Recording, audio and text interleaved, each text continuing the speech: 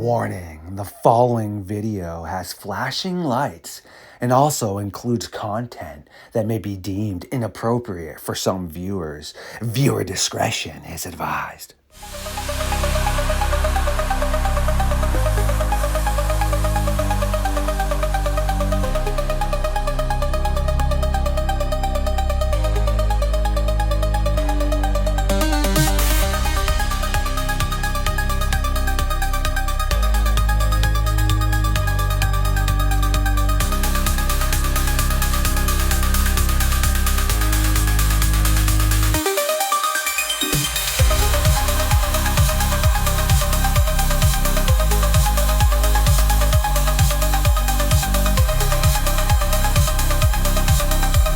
Produced by Barber and StarFox Radio. My creatures of the night, yes, welcome back to another episode of Camp Nightmare Fuel on LordeStarfox Radio.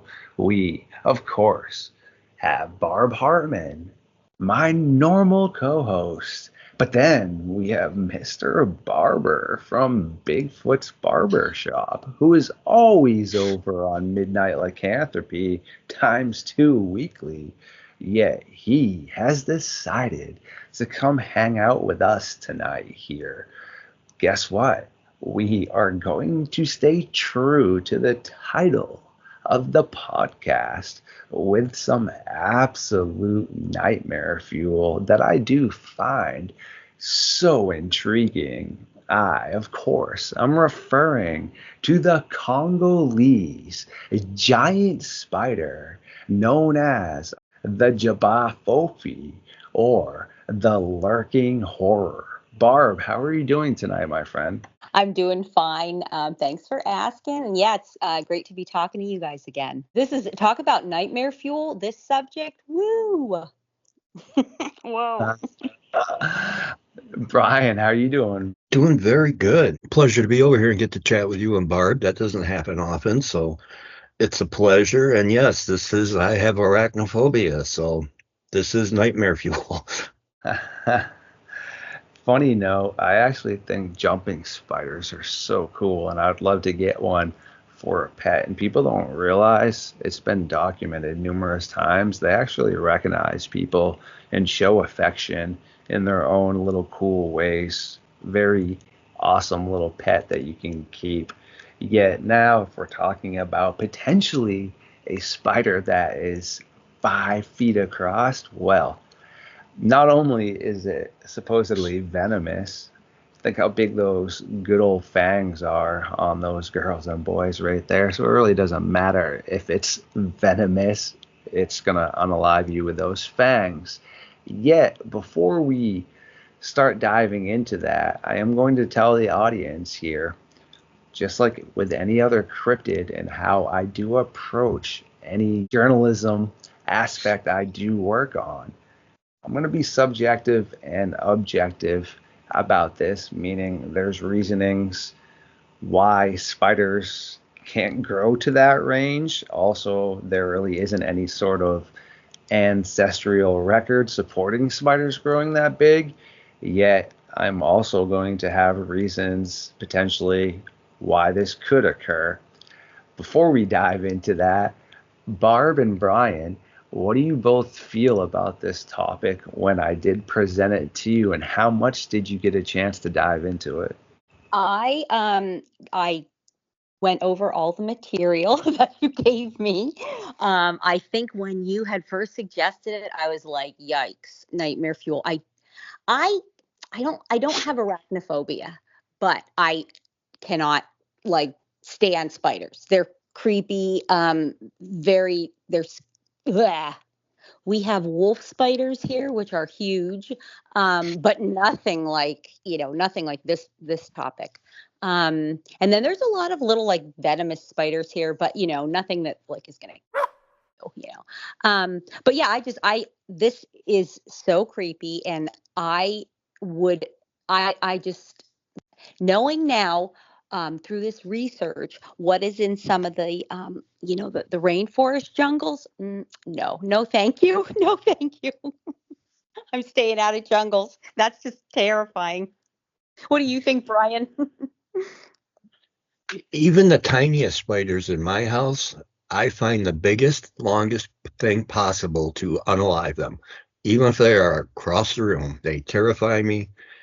Maybe it was an incident, when I was helping my mom in a place and I, stepped on a spider being afraid of it. And when I did that, babies went everywhere, including up my shoe and up my pant leg. And it was just a no-go. So tiny spiders scare me. This thought of something, 5 feet around is horrifying, let alone, I was after reading the material, I went a little farther just to see what the biggest spiders are. And, of course, in Australia and other places, you got 12-inch spiders crawling out of the toilet coming at you. So, no, thank you. I'm going to be awake for a while after this one. That's correct. Yeah. Actually, the world's largest spider is divided. Some say it can be the huntsman, others say the Goliath bird-eating tarantula. Let's hit a big pump on the brakes real quick. Yes, they do consume birds sometimes, but a very minimal percentage. All right. Yes, when they were first discovered and somebody saw that, shock effect. But normally it's smaller lizards, mammals, and such, which is still, pretty creepy. Same with cockroaches. Gnarly stuff right there because those are both gargantuous. The huntsman is a little bit, I would say, smaller in regards of not the leg length, but just the build of it, whereas a tarantula is more hefty. A lot of people don't realize you have New World and Old World spiders. I just gave an example earlier with a jumping spider. That's the New World spider. Old World spiders are the tarantulas. Very cool stuff. They have different setups to how they breathe, everything in their body. It's real cool because a lot of the New Age spiders are smaller than some of the potentially more ancient ones right there. Yet, I heard I guess, humorous story because the gentleman was all right. I can't remember what foreign country it was in, but he was sitting on his outhouse and felt like a nice old, well, boom to his manhood. He had happened to be bit on his, manhood by this very large venomous spider, but he was okay. But yeah, it caused some pretty large trauma to him. On that, I've nothing to say about that, but sorry guys, that sounds horrifying. Yeah, PG-13 limits the amount of responses that are capable here. Yeah. And the other crazy thing they do too is with the tarantulas, and I had this happen to me because I looked over the glass where they spread their hairs, to deter predators. Mm-hmm. And my friend had a pet, so I kind of glanced over because I didn't see where it was, and all of a sudden I got a mouth and eye full of that stuff. It lasted a couple of weeks to get it all out. It's like crazy. So when she asked me to get rid of it, so it did meet an untimely end. But was that a tarantula? Yeah. Oh gosh. Ugh. Yep. She had it as a pet, moved, didn't take it with her, and the landlord found it, and so she called and asked me because I had gotten rid of the snakes for her, which snakes I'm fine with.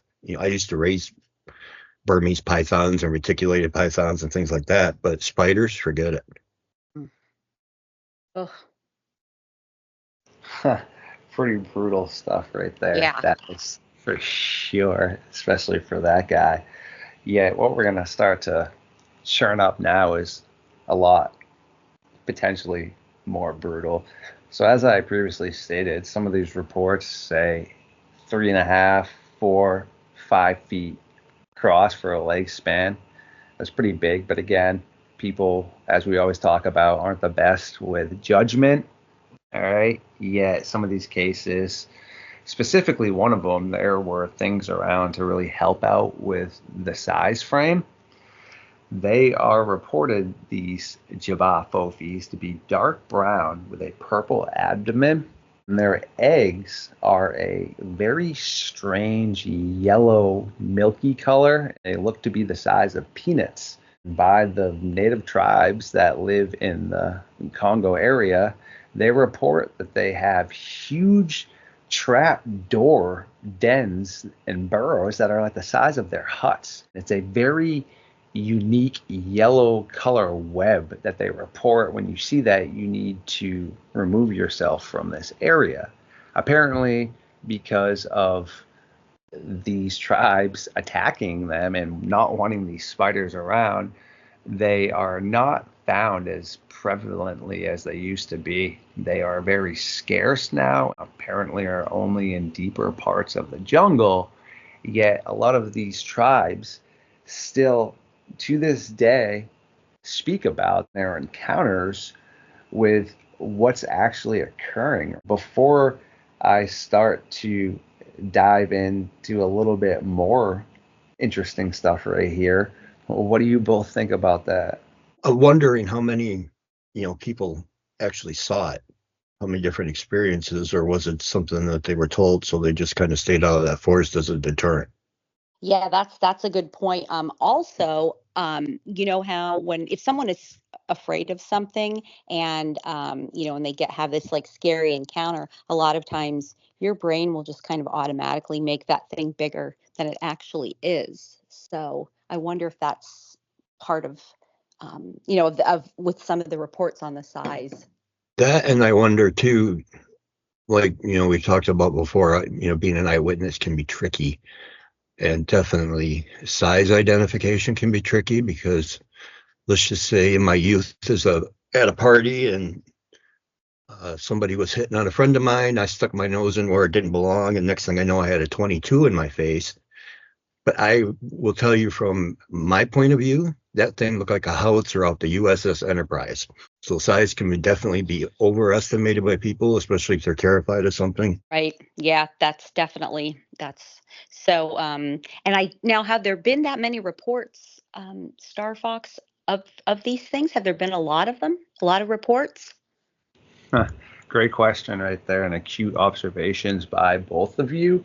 There actually has been, but keep in mind, it's not every day people go to the Congo, especially looking for these type of creatures. Usually when people go to the Congo, it's for environmental issues or humanitarian issues, not necessarily looking for the giant spiders and such. But I actually have some pretty interesting cases right here that I will touch base on. Three of them that are straight up nightmare fuel. 1890s. This involved a gentleman named Arthur John Sims. He was a mercenary for Britain in Uganda.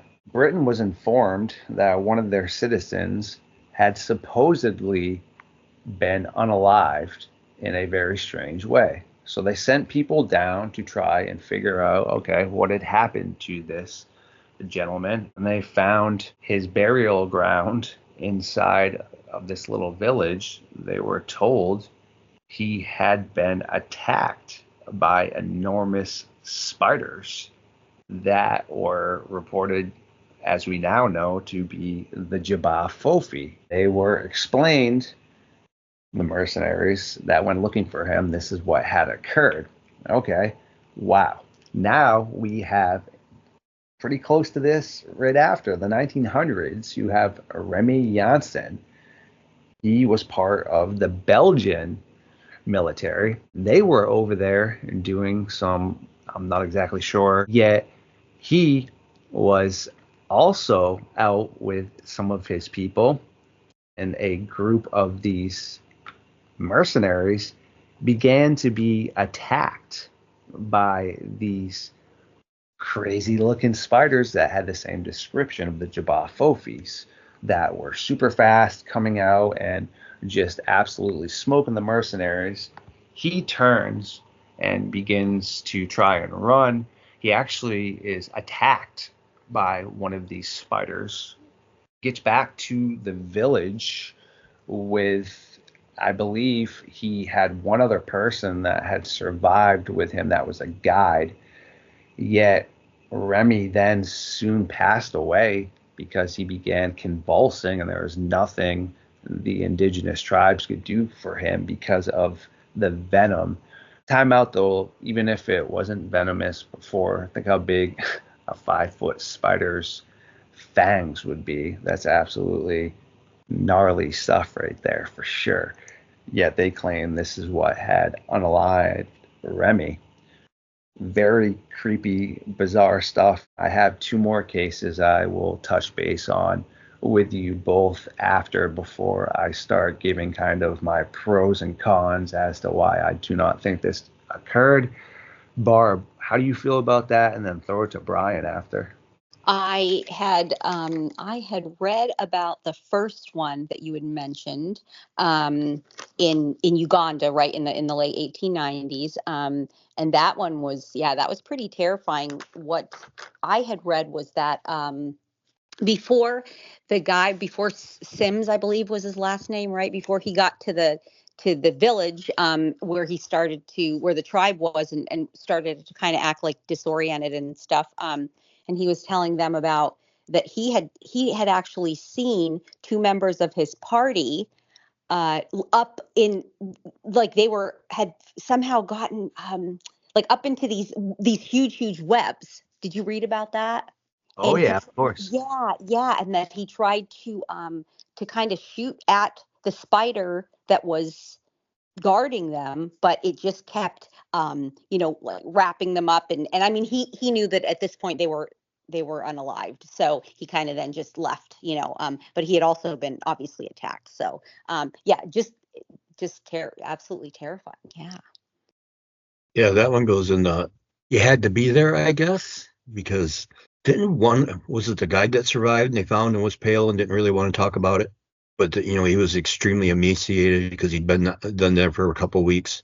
Yes, he was totally bewildered as to what had happened, explained what we think occurred as what we had just reiterated back and forth. But yes.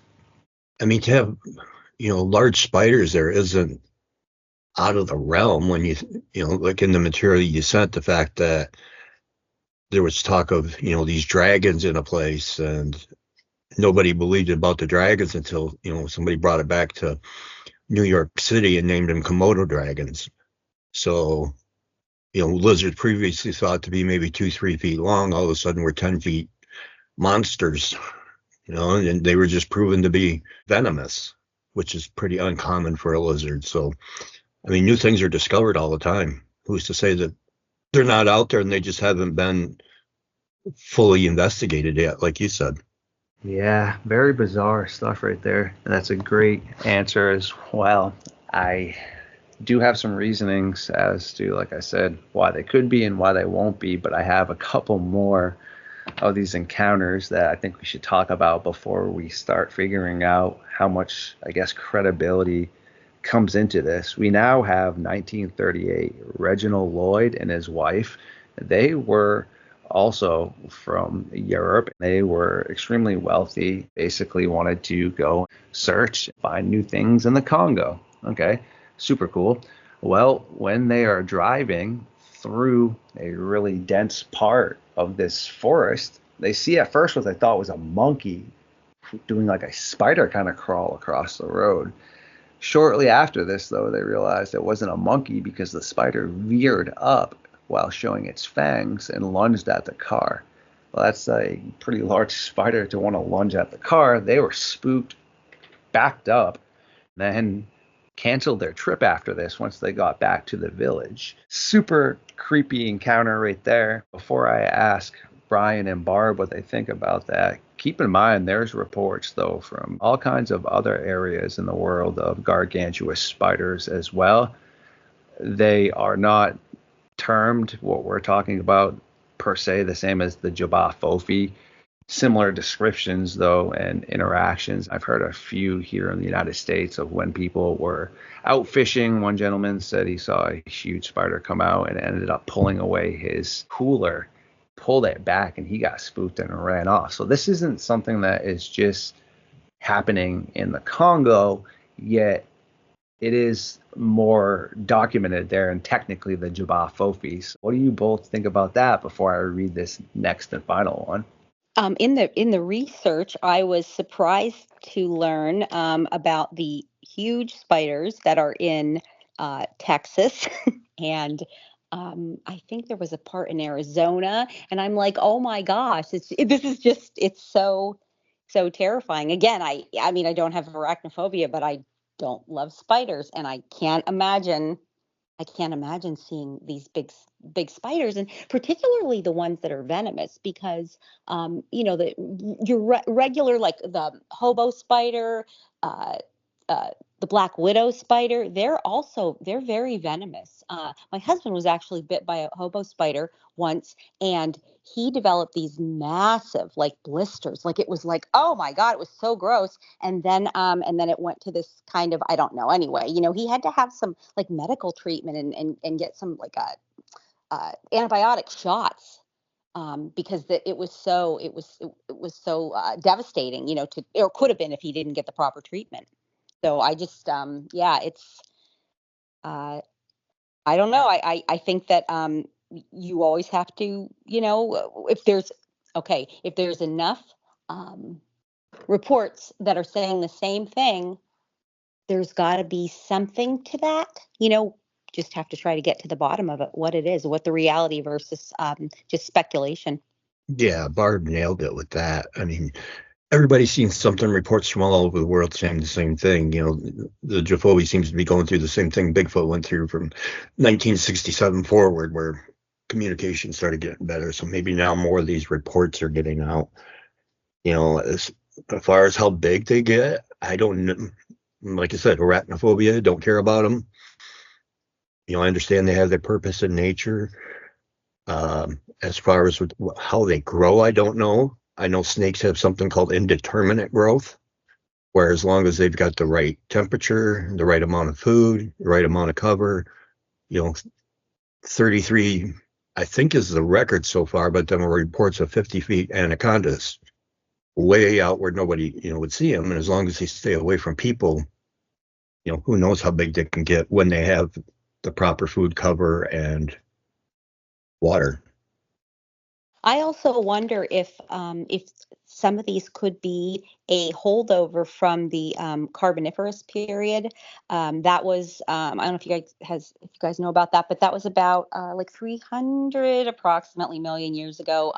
The oxygen level, it was so high that it caused insects to grow very large. I mean, and this is, this is well documented. And it was due to the widespread growth of swamp forests, which absorbed the carbon dioxide. So at the time, they were saying that the oxygen was about 35% of the atmosphere. Right now, it's about 20%. And so the exoskeleton of the insects were able to absorb the oxygen better because it was, in more pure form. It just caused them to grow so big. Like a pill bug would be like 6 feet long. Those little roly polies or whatever. We would call them pill bugs. I don't know. But a dragonfly, like with a 30-inch wingspan, can you imagine? And this is really scary. A centipede 6 feet long. Ew. So I do wonder if this is some kind of because so much of this area is not really documented as whether it's been explored or not. Just such a large area of the jungle, and so of these jungles. So I just wonder if it's something like that. What do you guys think about that? What do you think about that, StarFox? That's some very cute observations again by both of you. That's something I'm going to touch base on here after I do read this last encounter, because Barb had made some really awesome observations that I will touch base on as to how the exoskeleton would be a disadvantage, how the lungs that actually barely are efficient as it is in, say, tarantulas would be super inefficient. There's all kinds of reasonings, but we have one more, November 2000 now. We have, I guess this guy was a world-renowned cryptozoologist. Personally, I'd never heard of this guy, William Gibson. He was headed down to the Congo to look for a dinosaur that is reported to be down in the Congo. that's for another topic, as he is going around these villages asking if anyone has seen this strange dinosaur that looks to be like a diplodocus or a long-necked dinosaur. No one has seen or heard of this, but he does talk to a chief of a tribe named Timbo, who tells him about these giant spiders that come in and take their kids, their goats, their pets. And they legit have completely spider-proofed their huts in defense of what they believe is occurring. So you have these tribes that think this is happening so much that they are trying to, yes, spider-proof their whole entire lifestyle because they believe this is happening. People live there. You would think they would know the difference between other spiders and this supposed giant spider. Bizarre. Problem is right here, though, now. I'm going to go into some of the reasonings of what people thought or think could be. A lot of people have mentioned, well, this could be a coconut crab. Those things are terrifying and they're huge. Other people have reported that it could be a crustacean as well, because a lot of these reports are down near water. Interesting hypothesis. Problem is, crustaceans don't move that fast, nor do we know that they are venomous. Okay, people have reported that these spiders are super fast and that they're venomous. That kind of stops and pumps the brakes on the whole crustacean aspect right there, because like I just stated, that exoskeleton or shell on a crustacean doesn't allow it to jump back and forth and have all this agility-based aspects. Same thing now with, like I was saying, if you look at the Goliath tarantula, that is believed to be the largest spider to this day, because with spiders and other animals, especially insects, the points in time when they were much larger, there was a ton of oxygen. With this oxygen that has gathered up in the atmosphere with this plentiful amounts, it causes things to grow larger. But even in the fossil records, keep in mind though, it's not the easiest to ever find fossils of anything. We are never going to find probably the majority of animals and insects that were in the past. So just because it's not on file yet doesn't mean larger spiders and things didn't exist in the past. But ones that they did originally believe were these spiders actually were crustaceans and aquatic creatures. They weren't these giant spiders. Okay. Also, with the way these spiders are set up with their respiratory systems, it's very generic. And it's not that great, actually. Pretty much is pushed to the limits already in tarantulas. Meaning now, with these much larger spiders, it's out of the realm almost of the capabilities of arachnids. I mean, if we look at other arachnids, the jumping spiders, the wolf spiders, those are smaller, they're faster. Tarantulas really aren't that fast. They're more of like the ambush, like the trap door and things. But these people are reporting that they're scurrying like super fast, running like you would see some of these black spiders that are just normal house spiders just boot around. You're like, yo, that thing has wheels. That thing's tiny though, okay? As things get larger, they just don't move as fast. I mean, look at a very large beetle, how slow that moves, across like your floor. You could pick it up and just like put it outside. So there's some issues right there with how this could actually scientifically be occurring. But now, like I said, on the other realm, you have all these people, you have these reports, you have that wife and husband that saw it, you have the tribal people speaking about this, you have them building specific huts to try and make sure that they are safe from all this. You have a lot of things pointing in the direction that you would think they would know what they were talking about. But like I had also just mentioned, there's some problems, though, with a spider being able to really get that big.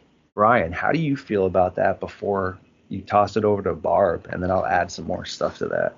All excellent points, for sure, as far as scientifically the limiting factor. But, sometimes I've gone on record several times. I don't always agree with just what the scientists are saying, because look at how long they're saying, science says there's no way that there's enough food for a clan of Bigfoot to be in an area. Yet we get all the evidence we got of that.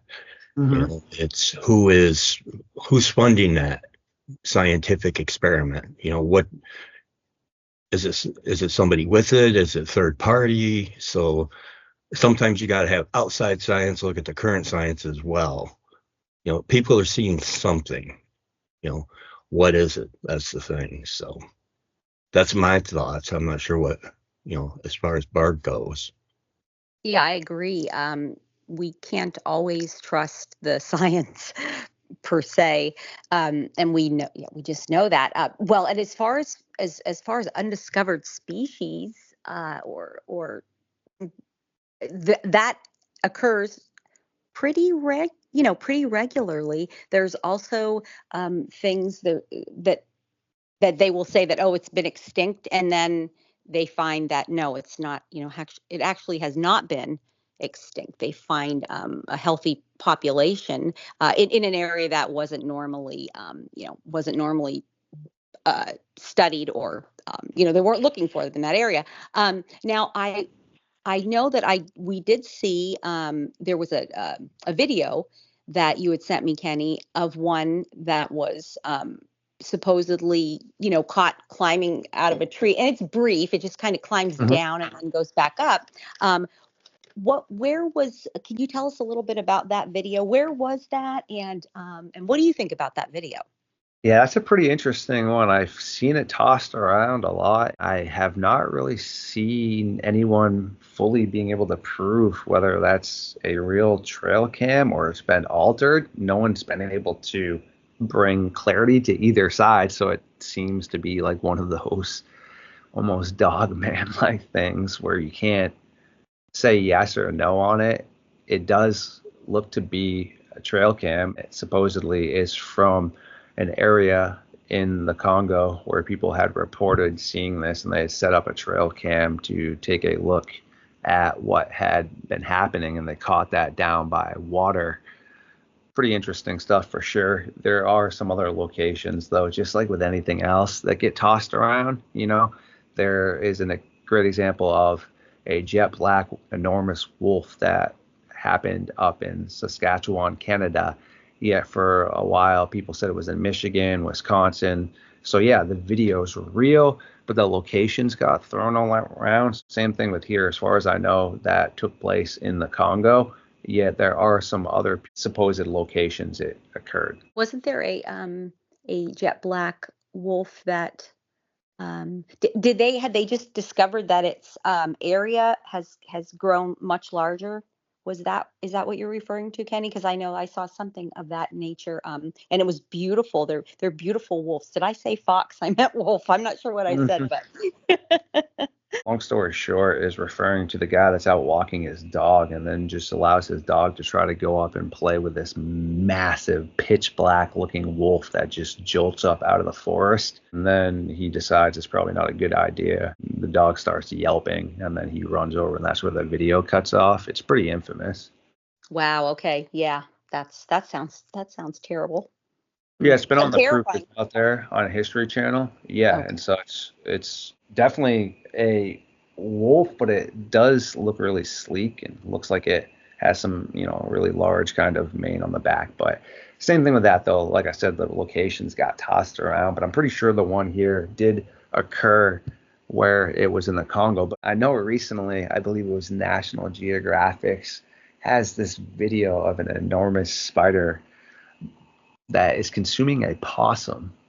Keep in mind, a possum is a pretty large animal, and it's dragging it off into the jungle. Anyone can check out that on YouTube as well. They don't fully know what species that is as well, but it's not fast moving. It's pretty slow. So again, assumptions aren't good, but are assuming it's part of the tarantular family. Wow. Okay, I have not seen that. That sounds gross and scary. Oh my gosh. Wow. I saw the one there was a picture that was going around on the internet. They said it was from 2004 of a spider from Iraq, and it was this supposed to be like a massive camel spider, which they're big Mhm. anyway, but the biggest is like 6 inches long, and this was reported to be several feet. But when they studied it, they said that they thought it was actually three spiders, like a big one and another one the same size, and then a smaller one. But it gives the illusion of it being one big spider. Yeah, I know exactly what you're talking about. That's what I had told you and Mr. Barber to skip on through, so that way you didn't have to really check that out. Yet, before I respond to that, Brian, that's so nightmare fuel. You just send me these huge spiders. While I'm answering that question, I'm going to send both of you that video of it being consumed with a possum here. Just see your thoughts on this for sure. Send it to you. Yeah, it's pretty creepy stuff for sure that is happening. The thing with the camel spiders is they're actually related to scorpions, not actual spiders. They're very closely related, but they're not one and the same. So yes, those technically aren't spiders. They're creepy as heck, but they don't. Yeah, they're not a spider, so they're not judged like when we're talking about with the giant tarantulas and the huntsmans and such. But it's kind of again with nature per se. You make valid points about how we can't always fully trust science, which I try to use my own intuition. Like look at sharks for example. Any of the large sharks like great whites and things, tiger sharks, sure they are fast enough to get us and their prey, but if you look at a mako shark goes like 50 miles per hour. But a mako shark is a sleek shark. It's not a thick, bigger kind of shark like the great white and the tigers and things. So again, sharks are different than arachnids, but it's the same thing with, let's look at large cats. You have, tigers and lions and things that are all fast, but then you have mountain lions that are way more agile, quicker in like certain aspects, and then you have cheetahs. But if you look at the mountain lions and cheetahs, look how much smaller they are and sleek in comparison, to the tigers and the lions. Again, spiders are different. I'm just giving examples. It just seems usually, even if we're not like fully listening to like scientists, if we're just looking at how nature works, the bigger you are, Right. even with people, right? Usually, unless Right. you're a prime athlete in football and stuff, right? And you're taking some things and you're 245 and 6'6", that's like a 1% of the population. Usually the bigger you are, like the average, guy at the gym lifting all the time, and he's like, Brian will know this, just all jacked up. He probably couldn't sprint worth a crap in comparison to somebody else, like a hockey player that can't lift all that, but then they're much quicker. You see what I'm saying? It just seems to, work like that, which is again why with the spider aspect, seemingly you would think there would be another species of spider that we have found that would be agile at a large size, but it's really not agile with tarantulas, huntsmans and things. Yeah, they move pretty fast and they're terrifying, but look at like how much a jumping spider can do. It's gnarly. They're like literally acrobats, I feel like. Okay, I'm gonna play devil's advocate here. Great, let's do it. So you're talking sleek, fast, big and bulky, slow. Problem with that is everything is capable of bursts of speed. Mm-hmm. Great white sharks hit 45 miles an hour coming up after a seal. Mm-hmm. We're not seeing how long these spiders have ran. All these people are seeing are quick glimpses. Quick burst, yep. Right. So you don't know if that spider, went, I'm just throwing numbers, 50 miles across the road, but he only went 10 feet past the road. Yeah. You can't carry that any farther, but the same thing with the lions, like 25 or 30 miles an hour, but it's all very short bursts, which is why they have to get close to overpower it. That's why they do 40-yard dashes instead of 100-yard dashes when they play football. Everybody's capable of that 40. Anyway, so, you got to take that into account if you're looking at speed. Just because he's big doesn't mean he can't move quick for a few minutes. That's true, or even seconds, right? They know. I mean, we've seen, a spider like it's sitting in its web, and it's now we're talking about smaller spiders, but and it's kind of just like, oh, what's it doing? And then if it gets something, it like is, flies flies through the web Mhm. to get to its thing. So, or if it's on, some silk. So yeah, that's a great point. That it may just reserve its energy and while it's in that stalking in that predator mode, and then once it sees it can move quick as, I don't know, lightning, who knows.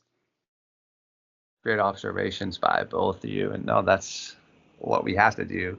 As Brian was making comparisons with that, I had a reference that I was going to bring up to support that as well, even though tarantulas are more, like I said, not really fast, but when they do ambush, they move pretty dang fast, meaning even when they bite their handlers sometimes, they don't expect it because of how quick it is, but it's not a consistent quickness like Brian was saying per se. It's just enough to catch your prey off guard. I mean, if a Goliath tarantula is able to sneak up on the bird, I mean, a bird can catch flight pretty quick, which means it must be able to strike very quick. So yes, in all these instances, we really don't know how far or how long it lasted. I mean, in one of the other videos too, you had that group of soldiers, I believe it was over in Vietnam, that said after taking a few of them and then basically the rest of these soldiers lighting them up, they stopped, pretty much just retreated back into the forest. Was it because they already got what they needed? Was it because they started to be attacked? Or was it because, they used up that energy source and they had to recharge for a bit? Right. Yeah, Right. all makes, sense there. It's like, like I had mentioned, I raised Burmese pythons. The biggest retic I ever raised got to 18 feet before it was too much I could handle. But I can tell you that snake could not outrun me. But when it struck, it had a hold of me before you could even blink. So, It bit you before? oh yeah, I still got scars on my arm from it. What'd you do after? That must have hurt. Did hurt because with snakes, you can't jerk your arm back because their teeth are shaped like fish hooks pointing back. Ow, So jeez. you have to calmly take the head, push it forward on your arm, which is, pushing it down its throat, pry the head up, and then it lets go. So then I went, after I got the snake off, put him back in his cage, and then I went and got, I think it was 30 stitches, Ah, Whoa. something like that. Oh, talk about nightmare fuel. Oh, yeah, no little tap right there with a little nibble. That's like a big little misfortune, huh? Jeez. Yeah, I was extremely lucky because if he would have wrapped me, I'd have been done. I was alone. So that was when I decided he was too much and needed a better home. Yeah, that's gnarly for sure. Well, as we still have a little bit of time left, how do we feel about this Jabba Fofi? I find it absolutely fascinating. I find it intriguing to an extent, thinking it would be cool to exist. Yet on the other side, I mean, I think jumping spiders and things are cool, and I try to let spiders out of my house if I do catch them. Yet these seem to be extremely aggressive. So do any spiders. Have you ever noticed a spider the size of your fingernail has no fear of you? It just rears up. You're like, dude, what the frig? Imagine if you were the size of a house cat now or something. That would be nightmare fuel for sure. yeah, we have these little I believe they're called like white crab. Uh they look like a little crab, and they're spiders. I think they're, yeah, like white crab spiders, and they are venomous. And I've been bitten by one, but you know what? It's like you don't realize that you've been bitten until later, because it does, like, instantly whatever they put, whatever comes out first, like, dulls the pain, and then later on you discover, and they're not like completely, hugely venomous to humans or anything, but they hide in certain flowers that I have. And then if a bee, this is so terrible, like if a bee comes in, to try to just do its thing, get some nectar, get some pollen, and then they strike it. And wow, I can't imagine something that would be large and I, I, I, you know what? That's cool if somebody wants to go look for that, I'll stick with Sasquatch all day long. Yeah, I'm with you there. If they found something like that in Michigan, I'm gonna have a new home because I think it's fascinating. I do think maybe they'll find something even bigger than the Goliath bird eating at some point, because look how long it took to get everybody was looking for the giant squid, and then they catch a colossal squid, which was even bigger. And then didn't they just film the giant squid like in 2018 or 2020, something like that? It was pretty recent. So, and the giant squid is what, 60 feet? So 2 school buses.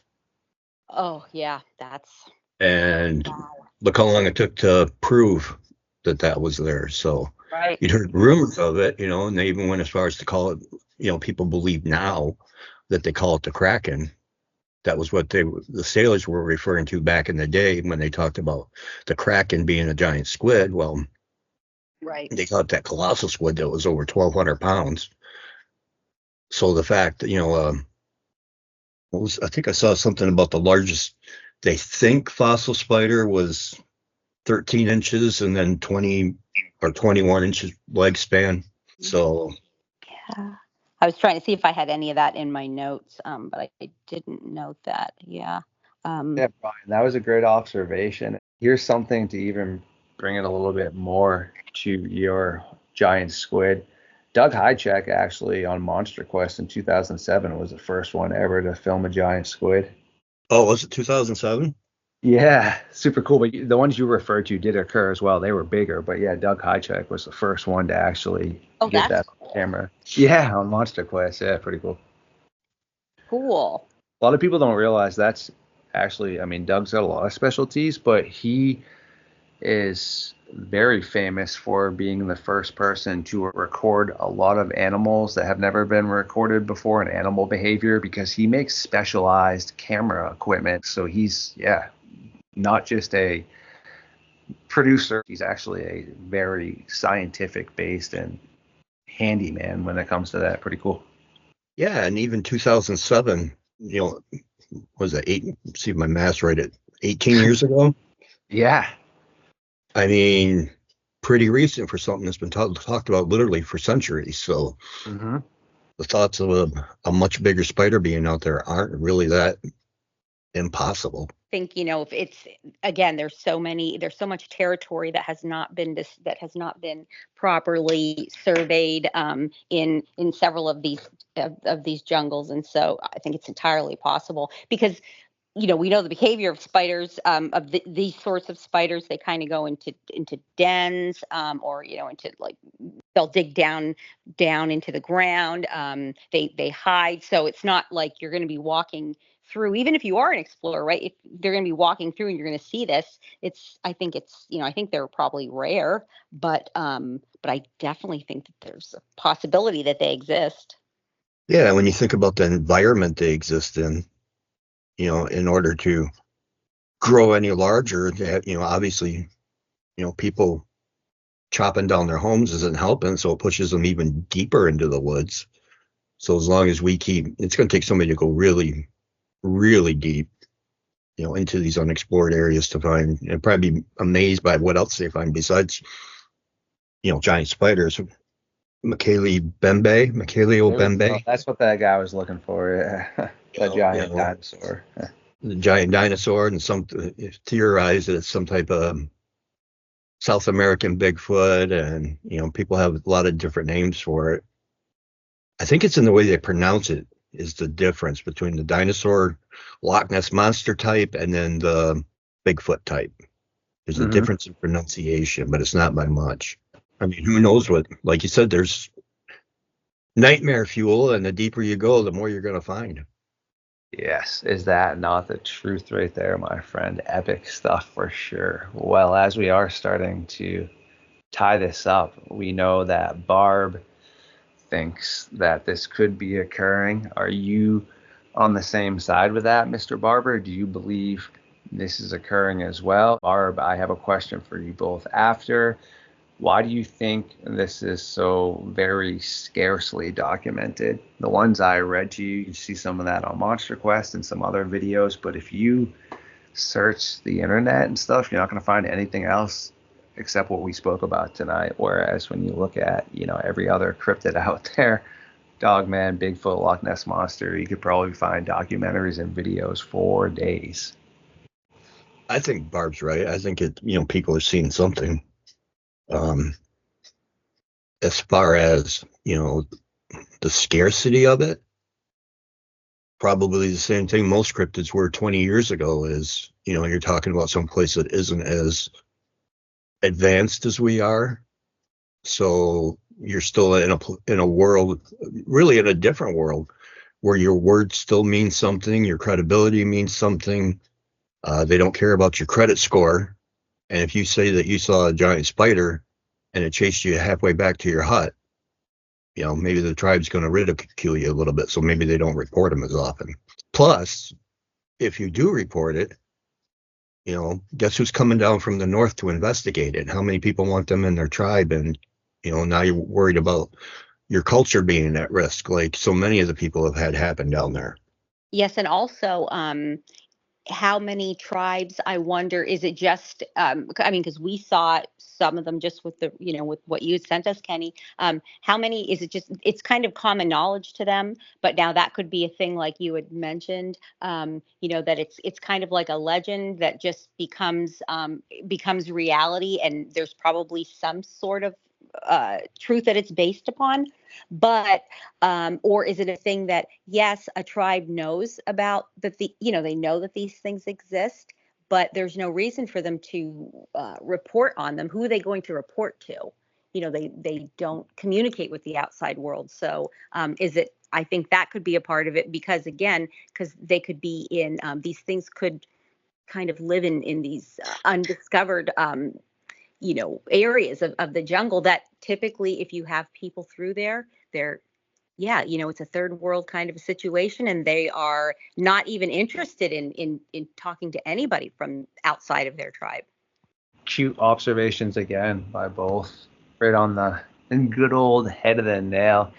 Super bizarre and interesting. Like I said, it is one of my favorite cryptids to dive into. It's just interesting because I do know, and I feel like they definitely are seeing something, kind of like with those old fisherman tales of these large great white sharks. But recently they've been able to remeasure all of those. Yeah, they were large sharks, but they weren't 25, 30-foot great whites. They were 19, 22, pretty big sharks still, right? Yes, but same thing with great whites. As far as we know from science, they're not really, they max out at like around that. I mean, sure, there might be some 25 footers out there. We see great whites all the time. I mean, even deep blue, she's the largest known great white shark. She's only like 22 feet. As I said, that's huge still, right? That's kind of like the max they seem to think. And then when you look at like crocodiles as well, they can grow large, but the largest ones that have been documented, they're all really old, and then they get to a point where they can't use their teeth really anymore. And then they end up either trying to prey on people and becoming unalived, or they just naturally become unalived because, yeah, they're so big, but they're not really successful at being a predator anymore, so they're not able to continuously grow. That's just what's really interesting, is to think that, sure, I mean, I guess in a proper environment, anything really could happen. Yet, what's going on here with this Jabba Fofi? As we are tying this up, it's a very bizarre mystery for sure. Is there anything else you two brilliant minds would like to add to the conversation before we let you go tonight? I think we pretty well drove the nail into the board. I think we covered all our bases on it. I agree. Yeah, I think we definitely did. I think that this is something that there's not a lot of reports, so that means that there's not a lot of that's not going to generate a lot of interest, but it is still something that is interesting and could be potentially. That's my thing. Boom. Love it right there. I will keep my ears and eyes open to see if I can find anything else for us to talk about with the Jabba Fofi, yet to the audience. Barb Hartman and Mr. Barber himself are both very busy individuals and do need to get back to attending to other things. No worries though. We will continuously be working on some new content over here on Camp Nightmare Fuel. Weekly, one time it's over here. Next time we film, it will be over on Barb's thread. And of course, the links will be in the description. Make sure to head over to Bigfoot's Barbershop as well. Keep track of what he's been up to and what he's going to be doing.